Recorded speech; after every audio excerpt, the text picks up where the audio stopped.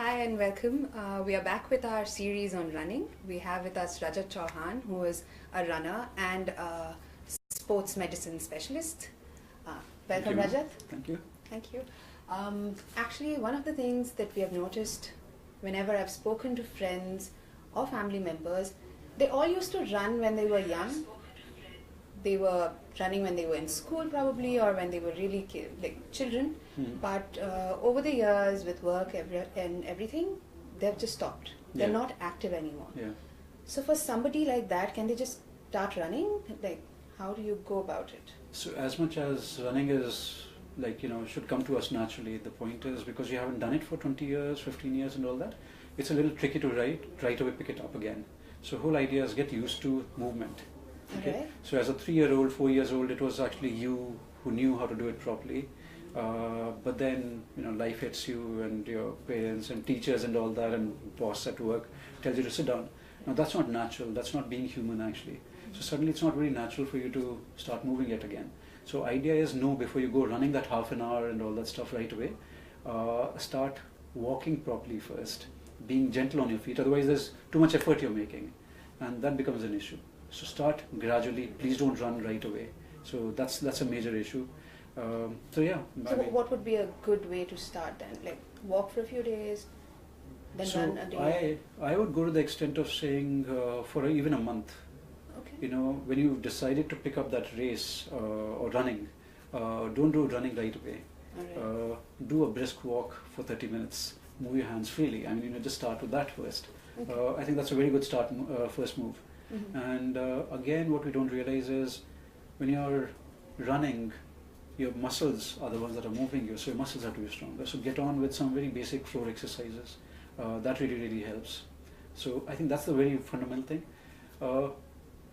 Don't stress too much, because you haven't done it for a while. You're making too much effort. So I keep talking about stand like a puppet, stand tall, let the shoulders relax. Start with that, because your chest needs to open up, because that's where the lungs are, Right. And if you are like that because of the lifestyle that we lead, how are you planning to breathe? And then Right. people talk about getting breathless. So that becomes easy. Just relax the shoulders. Right. Okay, one of the things is they start running, even if they have walked for a few days or a few weeks, they start running, but are they really doing it right? What is a good way to know that whether I'm running properly? So again, same. So basically, again, so I keep talking about the second thing I keep talking about is stand like a puppet. Okay, so imagine there's a string here which is pulling you up. Now again, that automatically, once that thing is happening, you don't have to think about too much about the shoulders. Let the shoulders just fall, but if this comes up, the rib cage will just be in the right shape. Now what happens is if they are running, one, they don't have to run right away, but can they just think about landing softly on the feet? Okay, so when they're landing softly on the feet, there'll be lesser pressure on the ankle, the knees, the hips, and then the back. Okay, so that's crucial. I keep telling people, if you want to run and want to listen to something, or if you want to do a brisk walk and you want to listen to something, listen to your footsteps. Okay. If you can hear your footsteps, you're too loud. Oh, Okay, so that's the thing. Listen to the footsteps. Don't. A lot of people wear headphones and all that and listen to music. I would say if you're new into it, just hold on. Don't yet do music. okay. Just footsteps is very important. So that's a very important tip. Take it easy on feet. Okay. A lot of people also say that you're supposed to land on your forefoot, on your midfoot. Is there Yeah, some science behind it? yeah. What should somebody who's Yeah. just starting off do? So I would say don't worry about the science part, because it complicates Yeah, matters. I think it's more about those simple things. Let's demystify things rather than just complicating with more data that's collected and more research that's done. Footstep, if it is soft, it almost always will be more midfoot. Okay. It'll not be here. All If right. you land on the heel, what happens? It works like a brake, and the second step is unnatural. You land here, the second step just happens automatically. And then injuries. And then injuries, because you do that, the impact that you have on the knee and the hip and the back is a lot more, Okay. right? So soft. So Mhm. more than thinking too hard about forefoot, midfoot, or here, when a new person, new runner, is thinking too much about where to land, it's very tricky for them, because they'll surely fall on their face soon enough. Because too many things to remember. Right. So my thing is just land soft. Okay. And if you can hear your footstep, you're too loud. So simply that cue again and again and again. Just keep remembering that. Okay. We already have a question. How often should one run and how much? in the beginning for somebody who's just starting off? Yeah. So in the beginning, there's no need, as we are saying, there's no need to run right away. Start with walks. Time on feet is very, very important. So please just start with that. Okay. So I would say build up to like a 30-minute of a brisk walk time on your feet, and just a walk before you go for that first run, if it were, right? So, and then what I want is, can they be doing like a 5-minute of a walk and a 30-second of a run? And run could be just what seems like a run, could be a jog, could whatever, the slightest of movement which resembles a running. It's totally fine because you haven't done it for the longest time. And then repeat again with a 5-minute walk, catch your breath again, and do the 30-second of a, that little runish kind of a thing again. Repeat that 4-5 times, maybe up to like 30 minutes maybe. Alright. Over a week or two, that 30-second could become a 1 minute, and that 5-minute of a walk could become like a 4-minute. So you're kind of reversing that ratio, right? So it's becoming more and more running, less and less of walking. Alright. Okay. Structured program, I would say if you do very good, 3 running days is good. Right. But for people who are just beginning, 5 days is a good idea because you're not yet putting too much effort. I mean, you are, I know, because you haven't done it before, but 5 days is a good idea. So gradually just start working with that. 30 minutes, good enough. Please don't push it more than that. Okay. One of the things you mentioned was to catch your breath. Yeah. And I've heard a lot of runners complaining about their breath. Yeah. They're exhausted, they can't catch their breath. Is there a perfect way of breathing while running? Is there something that... Yeah, so basically, the first breath we took was when we were born, and we've been breathing since. Right. And the funny part is, we've forgotten how to breathe. We've taken it for granted. Okay. So, I see back pains a lot, so I deal with pain a lot. And so I see a lot of backs. And what's really fascinating is, these people are not moving their shoulder blades and are not moving their rib cage too much, and they're breathing. And it should be happening. So basically, this movement should be on. The diaphragm should be moving and the lungs should be expanding when you breathe. Most of us aren't doing that. Okay, we're doing very shallow breathing. So when the lung is here, you should be using quite a bit of it rather than just the 20% on the top, which most of us are doing. So we're wasting that lung space that is there. All right. Now we take it on. So from that sitting down in our office, we take it down even when we try to run. We breathe the same way. You're wasting that lung capacity yet again. All right. So what is very important is while we just sit right now, get used to taking long breaths in, hold it for a second, and long breath out. And keep practicing while sitting, because if you don't do it while sitting, how do you plan to do it while running? All right. Right? Yeah. So it needs to start with, while you're watching that Saas Bahu serial, reading the newspaper, working in the office, start with those long breaths there. Okay? Right. And then it's natural to take it to running. Okay? Okay. And when you're running, most people are, hey, breathe in through nose or mouth and all that. Nose for breathing in, mouth for breathing out. That's very basic, very fundamental stuff. We need to stick with that. Long breath in, hold it for a second and breathe out. Okay. Irrespective of what speed you're running at.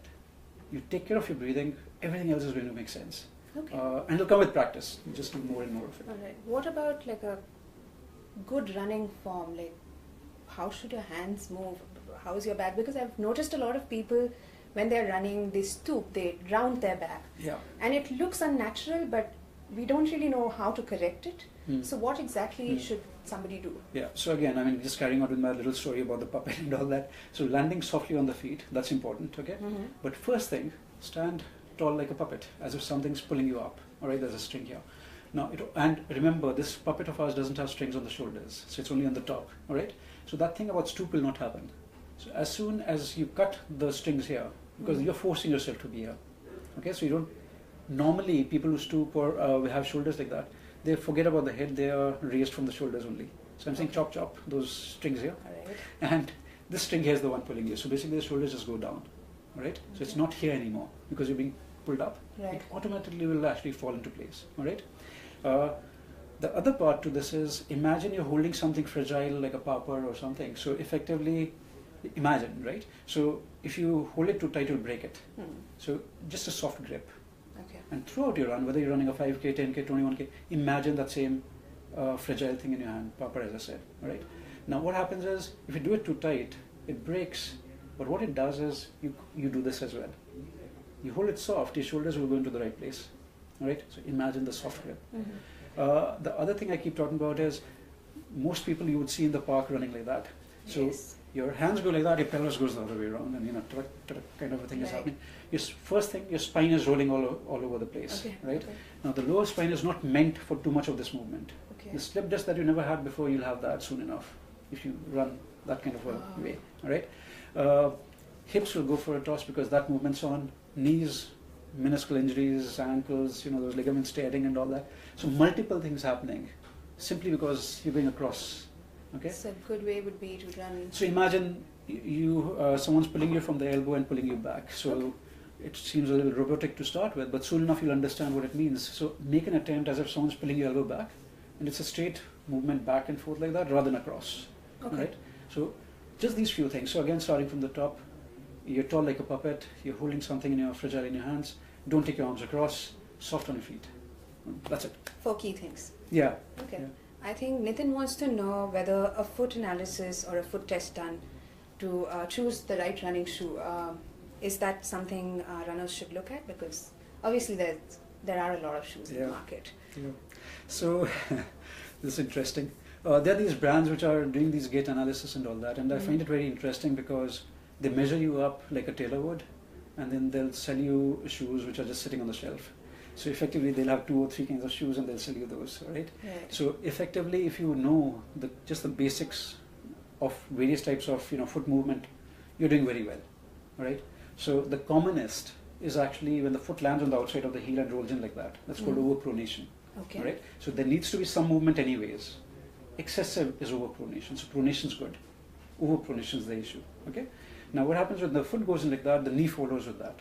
Excessive movement, and hips follow, and whatever, back follows. Injuries can happen, right? The very first thing, before you think about the shoe, you need to remember it's muscle weakness. Your arches are getting weaker, you need to do that. There's a toe curl exercise, so put a towel on the ground, and with your bare feet, as if you're pulling the towel up and down. You pull it up again and down again. So that's a very good exercise to get those muscles working again. Within a month, it's been shown, there's a study that's shown that within a month, that overpronation and flat foot that we keep talking about, it gets stronger, that medial arch, and suddenly that flat foot doesn't seem very flat anymore. Because you're waking up those muscles that weren't working earlier, right? That's the first part, that naturally you can do something about it. The second part is the shoes. Basically, your arch has collapsed like that. You need a shoe which has a little bit of a support, right? You need to know that basic thing. Look at your feet when you're running. Look in the mirror when you squat, 1 leg squat. If it falls, you need a support stability shoe. Okay. Any of the brands, look that up, and they have different stability shoes. Walk around and then see what feels comfortable for you, and that's it. It's better than gait analysis if you just follow this little bit. Okay. The other part, which most shoes are made for, is neutral. When the foot lands here and goes like that. Okay. Most shoes are available for that. Let's go for those. So, if you know the basics, those guys are not going to fool you anymore. Because in the store sometimes it's a little awkward, but yeah, they're just trying to sell something. Saraswati has a question. What are the best substitutes for water while running? Sugarcane juice, energy drinks? Okay, so here's the thing. Water is water, so we don't try to replace it with anything. So the substitute thing, no, you have to have water. All right? So very, very important. But the point is you need to alternate it with something which is good in electrolytes. So electrolytes is very, very important, your salt and sugar. Remember when you land up, I won't say you, but when a patient lands up in an ICU, the very first thing we doctors, if we don't know the diagnosis, is we look for electrolyte balance in the blood. All right? And we cater to that. That's the very first thing. So what I'm saying is electrolytes are super duper important. Okay? There are these commercial medical brands that are available, like whatever, and you can actually get those. They work very well. Okay, sugarcane and all that, it doesn't take care of the electrolytes enough. Okay, again, coconut water and all that, no, not enough. Please, electrolytes are very important. The salt and the sugar bit is important that you're taking that time. So we can just make it at home, like a Simply, normal nimbu pani totally. All right. Totally works. Okay. Right, so it doesn't have to be those expensive commercial things. The medical ones that I'm saying, easily, the ORS things. Right. Available at any chemist, they work really well. So for a beginner runner, is it okay to keep sipping on water while they're running? So, totally. Unless it's very hot, all you need is a sip or two, and that's what I recommend, that every 2 kilometers, have a sip or two of water, alternating with electrolytes the next 2 kilometers, and then have water and then electrolytes again. So for somebody who's just, I'm sorry, I'm cutting you off, but someone who's just starting off probably doesn't run even a kilometer. don't drink like liter right away, because what I hate is when I see these runners who are new carrying a 2 liter bottle and they're going to go for a 5-minute walk, right? Point is they're going to drink that somewhere, and that's too much water for the 5-minute walk that they've done. All right. So effectively, I like the 300 and 250 ml bottles that are available today, and have it in sips. Okay. Even if you are new, maybe you cannot wait for the 2 kilometers. Have it, but keep having it in sips. Don't gulp it down. That's very important. You'll get a cramp soon enough, and it's too much water anyways. You don't need that much. Okay. I think Soumya has a question on running tracks. Is it better to run in a park or on a treadmill or in the concrete surface like on a road, etc.? Because a lot of people find it difficult because parks are not available, or somebody wants to train for, say, ADHM. So where should they start running? So nothing better than a park. Soft ground is soft ground. You know, you can't beat that. So I would say if you have access to it, actually we guys in Delhi are very lucky. So as much as a place like a Bangalore can be called a city of gardens, and Bombay, whatever, a beach and all that, Delhi has a lot of parks actually. So you'll be surprised where all those parks are. Okay, and you might not know. It might be just 500 meters away and you might not know, seriously. So I would say go find that park, number one. Second, treadmills, I'm not a big fan of. So you're like a hamster yet again on a, the wheel that is there, and seriously, the idea was to get away from that rat race. So I think, no, if you can get out of that room, please do. Concrete, not the best thing. Tarmac, the whole the road thing and all that. Road's better than concrete because it's not as hard. Okay. And the most important part to remember is be soft on your feet. If you're soft on your feet, there's lesser impact that's happening. The problem with the concrete is there's too much pressure that goes to the shin splints happen, then we're looking at stress fractures and all that because you've been landing too heavy and all that stuff. So I would say park if you can. If you're running on the road, please more and more of landing soft. Okay, all right. I think I've also noticed a lot of new runners when they have started off and they've probably done a 5K and they want to take it up one notch. They're going too fast. Okay, and they can't sustain it beyond, say, a 7-kilometer run. So how do you control your pace and your breathing and yet finish strong? So I think there's unnecessary argument or this whole thing about that I want to run non-stop. All right. As a beginner, there's nothing. Please don't worry about it. Right. I mean, it's okay to take a break every 20 minutes, every 10 minutes or whatever, and you'll be surprising yourself. Your overall time will be better had you just run versus had you just run non-stop. Because at the end, you'll be dead tired. Here what I'm saying is just take frequent breaks. So effectively going back to the original thing that I was saying, the walk-run combination. In some time, if you are very comfortable with the 5, but now you want to do a 10 or a 21, there's no need to right away jump to a 10 non-stop. Okay? Maybe every 2 kilometers take a break for say 30 seconds. When I say break, not sit down, but just can you either slow down or take a walk break, catch your breath and at it again. Okay? You're recovering before you're tired. Effectively, see, remember, you're not like a mobile phone that you top up and it'll carry on that way. You're a human body. And by the time you're too low in energy and you try to now top up, it's too late. It'll take you forever to recover. But if you top up before you're tired, it's going to work really well. So that's very important for people to understand. Take those breaks, those easing off breaks sooner. Catch your breath, you'll be doing far better. Pacing, I think you were talking about earlier, do multiple things. Just don't try to do the same routine every day. Do your intervals if you can, do your tempos on a different day. Shake up the system a little bit, so that helps it get better. All right, okay. What about running fast, but then at the same time you're trying to sustain your pace? Okay, for not just for new runners, but somebody who's run for some time. So how do you do that? How do you sustain your pace, even if you don't have a GPS watch or an app? And I don't run with a watch. So no, you can. You easily can. So basically, that training that goes into it. So the interval training that you're doing. I'm a very strong believer that the distances people run in interval training are totally wrong. Because I see the injuries because they come to me, which is good for the clinic, right? But the point is, when you're doing a 100 meter, 200 meter sprint, all out, multiply by 10, multiply by 8, it does not relate to anything what you're capable of doing a half marathon because it's too short a distance, but you're doing too fast. So the impact that's happening is too much. So So that hamstring injury that's happening, that wouldn't have happened otherwise. So first thing you do is make those distances longer. Do those multiple sets of that, so 6 times, 8 times or whatever, so it could be a kilometer for example. And when you do that at slightly faster than your race pace, now you're getting a hang of, and repeatedly, now you're getting a hang of what your race pace should be. Okay? So it's, in running, discipline is the most important learning for you. So you have to crack that discipline part of it. So I think that's the most important part for runners, that learn and start slow. Most beginners, the pacing problem is they start too quick.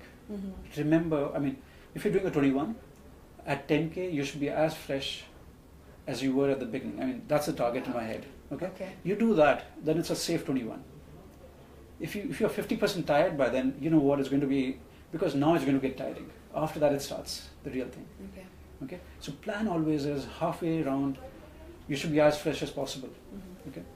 What about rest and recovery, or even for a cool down stretch? How important are these things? Especially if you're just doing probably a 2-kilometer run as a new runner, or a 5K. Or in the beginning, as I was saying, 5-6 days is totally fine of just getting out there and doing something. So if you're doing that 30-minute walk, totally 5-6 days a week, please, you should be doing it. Stage 2? Stage 2, so again, Sunday could be a total rest. Stage 2 for me would be after you've done walking for a little bit, start doing some squats and your glutes exercises and heel raises for the calf. Something for the upper back, like maybe plank or push-ups or something. Seated dips. So whole idea is start doing some multiple set of exercises. Okay, so the body gets a little stronger, and then start doing pick up running then. But what I'm really getting to is within a month or two, your 3 days are very, very structured running plan. Other 2-3 days either could be off and could be strength training, or could be very easy run. Other 3 days of very structured running that is happening when you're targeting to do a half or a full marathon. I think Neha has a question. A lot of beginning runners, they have problems with their ankle and shin pain during their training. So is it normal? Should they continue with the training? Should they take rest? Should they just hang up their boots? No, definitely don't hang up your boots. So landing that I was talking about, so it goes back to that same thing again. Please be soft on your feet. And again, repeating it, if you can hear your footsteps, you're too loud. All right. So please get softer on your feet. That'll reduce the tension that happens on the stress that goes on the shin. Okay, on the knees as well, the ankles again. So you have to have better shoes. You need to be better informed. What kind of a foot do you have? Get it stronger by doing that toe curl thing that I'm saying. Okay. Do some strength exercises. You're already a better runner. Chance of injuries are already lesser. And then, as I said, the surface should be right. I mean, try to avoid concrete. Actually, concrete isn't great. Right. Concrete hits you a lot harder. Right. So a combination of that's really, really good. Okay. If there's injuries, I always say, or if there's pain, just to rest for a few days, then get back at it again. Don't try to be like, oh my God, my life is running, and you know what, that injury could become permanent. So just take a break maybe. One last question from Akansha. Whether there's any specific food or any kind of liquids that we could include in our daily diets? So what's very important is when you're running, when you're doing workouts and all that, people don't appreciate, if you're doing 10Ks, if you just started off, really during the run, really nothing much. Okay. Even the electrolytes that I'm talking about is for longer runs and for new people who are now getting to a 10K-ish kind of distance walking, running. Okay. But the most important part is when you've done that hard workout, the 30 minutes after that is a very important window to replace your proteins, because your proteins are your building blocks. Okay. You replace them, the recovery is going to be better, you're going to be adapted better for the next run, so you'll be ready for more. Okay. If you haven't done within that 30 minutes, you'll be tired throughout the day. You'll be sleepy, you'll be tired. So very important, please take care of right away proteins. Now for me, it could be like a protein shake, could be sprouts, works really well for me, for example. When I say proteins, whey proteins, because that's not otherwise available in the diet, so that bit. Otherwise in the diet, the 3 meals that we have, breakfast is going to be very important for you, because almost all of us, the working community, misses out on a good breakfast. Work on breakfast, please. Okay, and in that, please add proteins, because just having that amazing paratha isn't going to work it. Okay, and you just put on weight. Have more proteins, please. Have the fruits. So in the 3 meals again, could you have 3 times some fruits as well? So I think just that bit is okay. Dinner is very important for me. So basically, I would actually have dinner a couple of hours before you go to sleep. Okay. Okay. I think if you just take care of these Is it also advisable to eat something before you go for a run, a longer run? personal things, so basically I don't. Okay. Okay, so I do have a sip of water or two, like 5ish minutes before I go for my run, and that's about it. But the point is, when I go for my long runs, they're slightly longer. They're like 4-5 hours. So I'm then eating during the run itself. All right. Okay, so if someone's getting new into the 21s and all that, and try out. Yeah, I mean, there's no formula that you shouldn't have before the run. Some people have toasts, some have banana. Okay. You have to figure out what works for you. It's not a fixed thing. Okay, so I think it's just you have to exactly. So before run, it's a little trial and error, and for newer people again who've signed up for Delhi Half or something, give yourself some loo time as well. So what I mean by that is, you've had your dinner. It might take you a little longer, getting yourself so-called fresh. Spare that half an hour from getting up and going out the door. Give yourself that half an hour. Maybe you need to visit the loo twice. Have that planned. Okay. All right. Very important questions that you've Yes. answered. Thank you so much. Pleasure, ma'am. It was really helpful. I think what you can do is also read his column, which is out in the Mint today, and watch out for the next video that we'll have next week. Thank you so much, Rajat. Thank you. Pleasure, ma'am. Take care. Thank you.